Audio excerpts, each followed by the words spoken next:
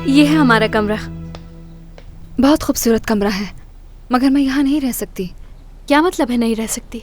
ये तय हो चुका है। क्यों, क्या तुमने अपनी अम्मी का चेहरा नहीं देखा? मेरा यहाँ रहने का सुनकर वो परेशान हो गई।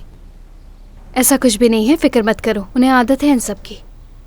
देखो मेरी बात सुनो, आज से कोई फर्क नहीं, कोई यतीम खाना नहीं होगा। हम दोनों यहाँ साथ जिंदगी गुजारेंगे। देखो हमारे पास अपना घर है, अपना खुद का रूम है, बिल्कुल हमारे ख्वाबों की तरह। जो ख्वाब हम कहीं भी जाते हुए, कुछ भी देखते हुए, कुछ भी खाते हुए देखते थे। तुम्हारी अम्मी इससे खुश नहीं होंगी। वो ज़रूर होंगी, और ज़रूरत पड़ी तो उन्हें हम दोनों को अपनाना पड़ेगा। तो क्या हम बहनें बन जाएंगी? अनम, हम तो पहले से ही बहन हैं। मैं जानती हूँ तुम्हें अभी भी मुझ पर भरोसा नहीं है।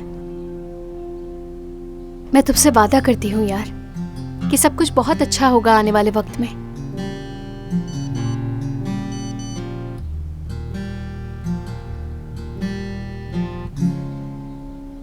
तुम्हारे बारे में सोचा,